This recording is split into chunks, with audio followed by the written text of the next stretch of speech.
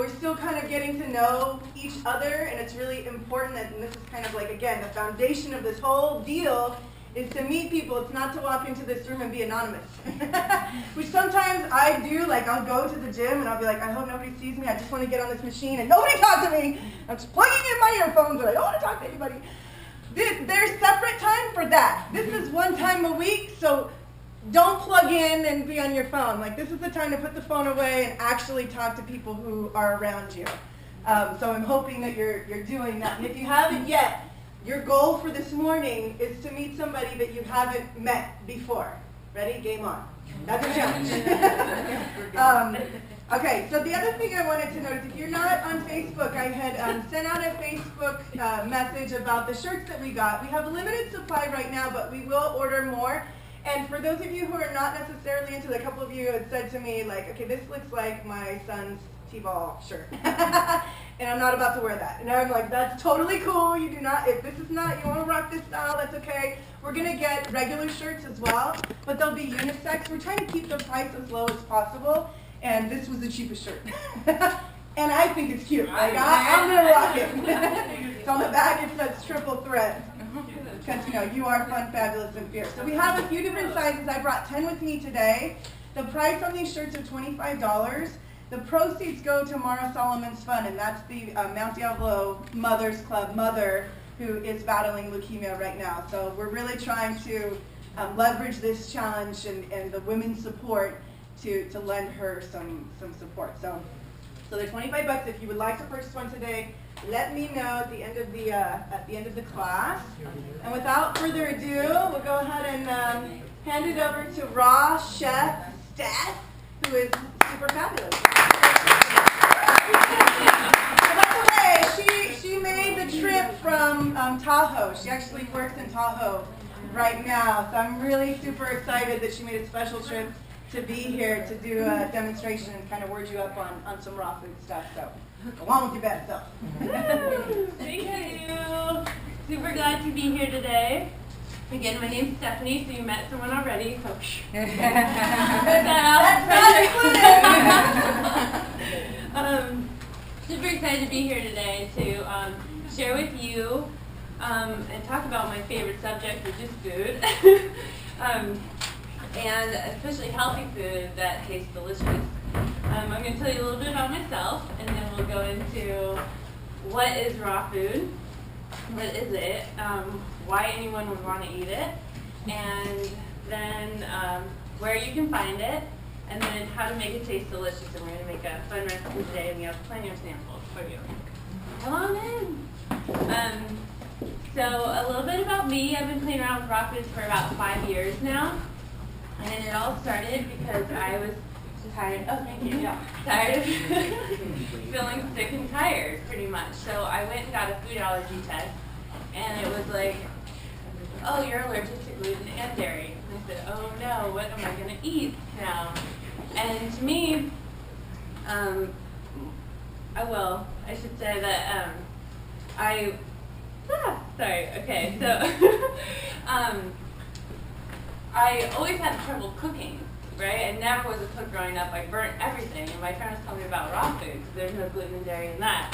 So I said, oh, perfect, this might be easier because I can just blend stuff up or chop it up or whatever. So I gave it a try, and since then I felt just so much better. My skin cleared up, I lost weight, it just felt better in general. And so the last 5 years I've now have a blog called rawchefsteph.com, and I teach classes locally in my community up in Tahoe, and I've gone to Bowman College of Holistic Nutrition, and I do one-on-one nutrition coaching as well. So that's kind of a little bit about me and what I do. So what are raw foods? Does anyone know what that is? Basically anything that is unprocessed. Like, I remember in the video talking about how you can plant it and it will grow. You get a koozie. That's awesome. So raw foods pretty much means unprocessed, unrefined, and untreated with heat foods. And there are 3 food groups of raw food, and that is fresh fruits and vegetables, and fresh foods, fresh vegetables, and healthy fats such as nuts and seeds, avocado, coconut. And raw food's not that radical of a concept. It sounds kind of out there. Even when I first heard of it, I was like, what? But nutrition's one of those things where you say, oh, this day everyone should eat this, the next day everyone should eat that. But really, it's not that radical because across the board, nutritionists say everyone should eat fresh foods, fresh vegetables, and healthy fats, such as nuts and seeds. So it's really not that wild. And raw foodies are pretty much just suggesting that that should be 3/4 of your plate instead of one sliver of your plate. You know, like how your leafy greens is your main part of your meal and just something else is a sliver. And then why would anybody want to eat raw food? You know, like why? Feel better, like you said. Feel better. Feel better. Woohoo! You're gonna accuse me. It ain't hard, people. Yeah, eating this food, these types of foods, is the easiest way to achieve optimal health and weight. And also, people ask me a lot of times if I'm 100% raw, and I'm totally not at all. I eat about 50 to 75% raw, but just eating more of these foods and even trying to eat these foods, you're eating way more vegetables than you would if you were not trying. And you're avoiding all these not so great foods just by trying to eat this way.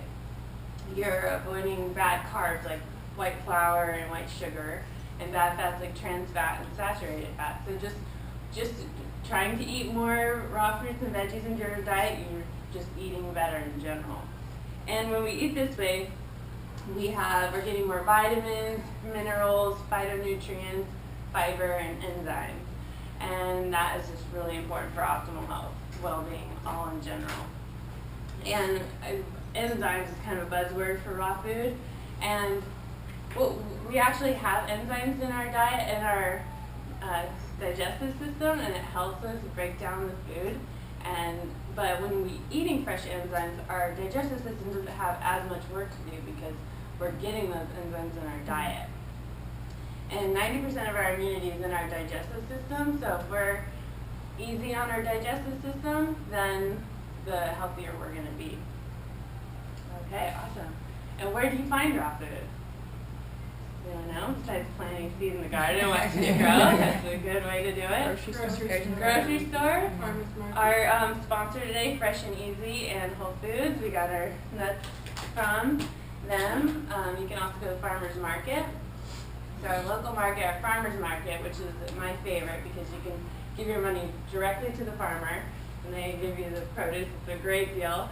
Also CSA box. Does anyone get a CSA box? I get one. I live up in Tahoe, so I can't have a year-round garden. So to me, I get a box of veggies once a week, and it's amazing.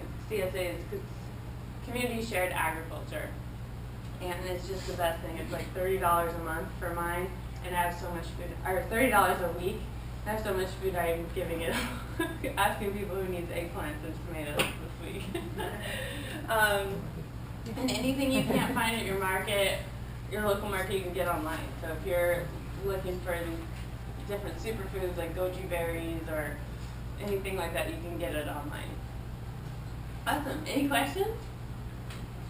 Was there? Everyone loves the raw food? What is the importance of not heating food?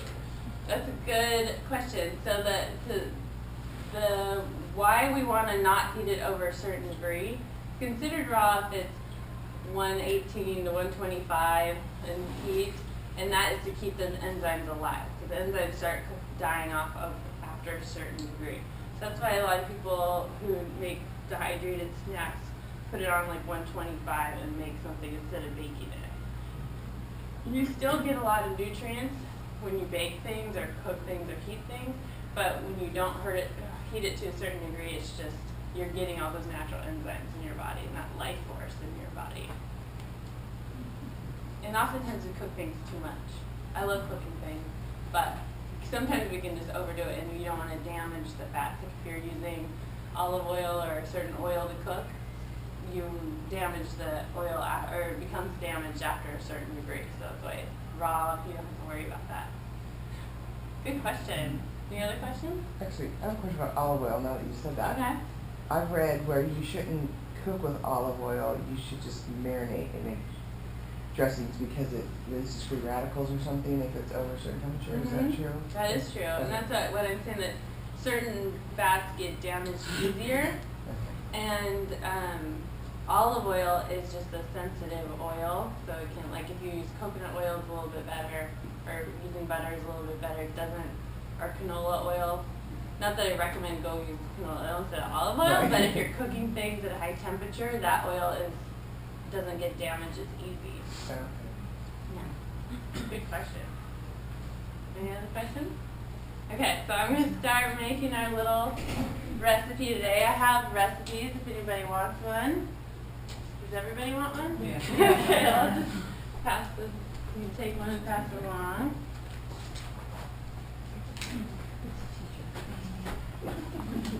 This is a great recipe. Everyone from grandma to the little ones like this, so it's a crowd pleaser.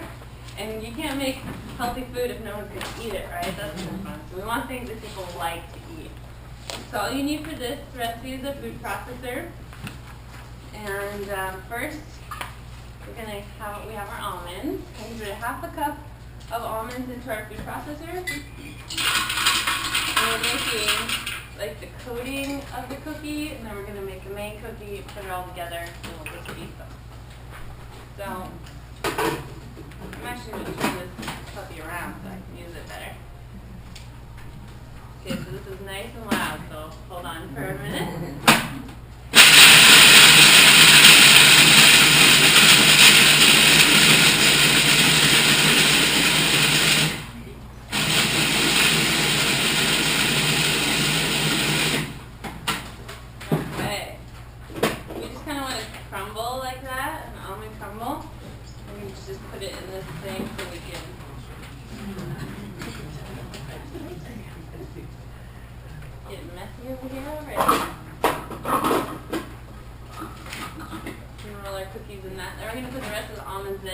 And almonds are good fat, like I was talking about before. And when our body gets good fat, it isn't damaged. It says, oh, that's fat. I need to burn some calories now, and it starts burning calories. So fat is really not the enemy. But when we have foreign fats, like natural cheese, our body's like, what is this? I don't even know. I don't recognize this as food. I'm going to store it somewhere or do something with it. I don't know what to do with that. So it's really important to have good undamaged fats. Now we have walnut, which is also a wonderful food. It's high in omega-3s and omega-6s, and it's really good for brain health. And if you look at walnuts, they look like little brains. So that's a good way to remember that they're good for brain health. So I'm just going to mix these two together, make a similar consistency crumble.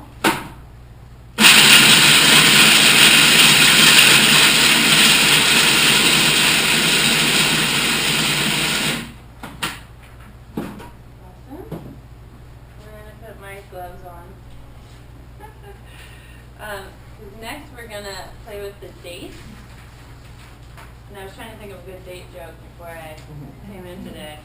I remember I went to the grocery store once, and I just had a bag of dates, and I put it on the counter. And the guy at the register was like, are you asking me out? And I heard him right. It was pretty good. Bad date. Well, that was a bad date. So a lot of people ask me about dates and how to keep them. If you buy them on the shelf, you can keep them on your shelf for a long time. If it's got the pit in it, that's a good thing. The shelf life is much longer. So sometimes you can buy dates with the pit out, and that's fine, but you just want to keep them in the fridge because their shelf life's not as long. And I only find mold in a date like 1 every 100 dates, but I still look at everyone like meticulously. And take out the pit. These are gorgeous dates from Whole Foods. And dates are a wonderful food because they have this nice fleshy consistency, so they're really easy to digest, easy for our system to digest, and they have sustainable energy. So if you're going for a hike or going to take an exercise class, these are really good for sustainable energy. Like a natural health bar, like we were talking about sports bars was the last topic that we were here for, and this is kind of like your own little sports bar that's conservative free and fabulous. And these cookies too, you can keep in the fridge, and they don't last that long, but you can also keep them in the freezer too if you want for a little bit longer. Any more? And they're great source of fiber. Any more date questions? I had a question about the nuts. What if you have a tree nut allergy? What do you do instead? That's a good question. You can use the tree nut people. Can they use coconut? Do you know? Yeah, I think so. Yeah, I would use coconut flour instead, or tapioca flour, and have that be the base, but you can still use the dates. As long as I'm not sure if certain nut allergies are allergic to other things too, but if dates are okay and coconut's okay, you can My make. friend is allergic to almonds, and I was going to share this with her. You could do, actually you could put some coconut in there, coconut shreds, and then, What about other nuts like pistachios if you just have a problem with almonds? yeah, you can use pistachios, would be really good. I make a big pistachio bar, and that's just dates. Another thing to bind if you don't like dates is good as prunes. Prunes are an amazing superfood. We forget about them. We have a bad rap, but they're awesome. What's that? It's just a stigma. Yeah, stigma. Prunes are a superfood. They are amazing. Full of antioxidants. So you can use whatever you use like a squishy base to put it together. You could just do coconut shreds and dates, and yeah, different nut if you could have it. Those would be yummy. It's really good. Okay, so we have our dates in here. Now we're gonna add a little vanilla extract. And if you run out of vanilla, I made these with orange extract, and they're fabulous. You can put some chocolate in if you want. You can make a whole different cookie. As long as dates are the base, you want that to stick it together because it doesn't have any gluten and you're not baking it. Is anyone highly sensitive to gluten in here? No? Okay, we're good. This is actually gluten-free vanilla extract. Not all extracts are that way. I'm very, very gluten-free. So I use a different extract for these. I just wanted to make sure that no one was highly sensitive like I am. And then we'll just blend this up real quick.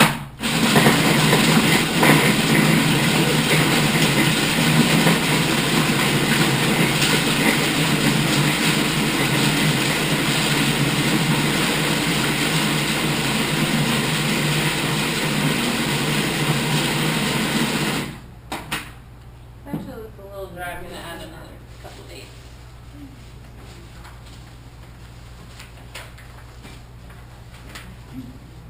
The last demo I taught truffles, so when this was going, I did the truffle shuffle.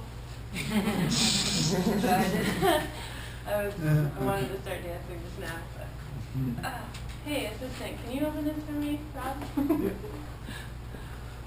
do it like this, like, thank you. Add a couple more.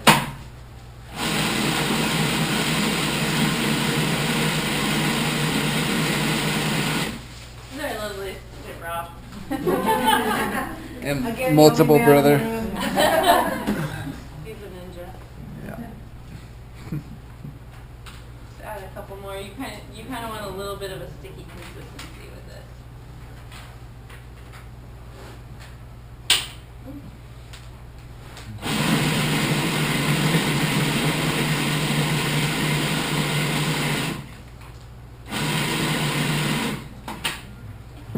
Okay. That's pretty good. So you just want to make a ball with this, and then you just flatten it out like so. And then you were gonna put on one side on the crumbs and the other side, and voila, we have a cookie. You just put this in the fridge for 30 minutes and it hardens up, or you can eat it right away, and it is delicious. Really good with some homemade almond milk too. So, yay! And you can try one. And it wouldn't be an awesome demonstration if we didn't have That's right. something for you to taste. 'Cause Yeah. you need to see it and smell it and feel it and all that sequence from there. So while you're getting a cookie, I'll just tell you my 3 tips to living a healthy life that everyone can do and that are free. The first one is drinking your water. I know that sounds really simple, but how many of us really drink enough of our water? It's like one of the easiest things you can do for your health to stay hydrated. And on top of that, putting a little bit of lemon in your water first thing in the morning. It's very alkalizing in our system. And there's a lot of things throughout the day that make us acid, so there's as many alkaline things as we can do to create that acid-alkaline balance. And so lemon juice in the morning is one of the best things, easiest things you can do for that. My second tip is mindful eating, so slowing down and not driving down the highway at 100 miles an hour, eating your burrito. like really, like set the table, take a deep breath, slow down, and get your body ready to digest. And because our saliva is part of, when we look at our food, smell it, taste it, our saliva is the first part of our digestive system, really. And the third tip is chewing your food, which sounds so simple, but really chewing your food is one of the easiest, best things you can do for your health.